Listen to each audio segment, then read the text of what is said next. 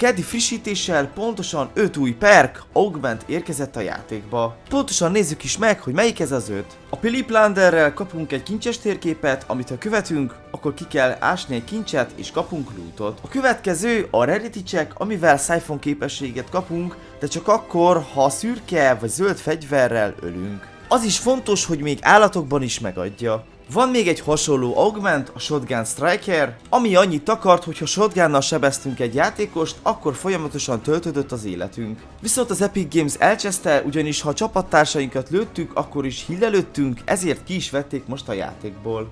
A Zero Chance arra való, hogy ha az ellenség shieldjét letörjük, akkor ilyen Zero Point Dash effektet kapunk. A Danger Hero pedig ennek az ellentétje, hogyha a saját pajzsunkat letöri valaki, akkor folyamatosan kapunk életregenerálódást, illetve gyorsaságot. Ha tetszett a videó, akkor lájkold és iratkozz fel!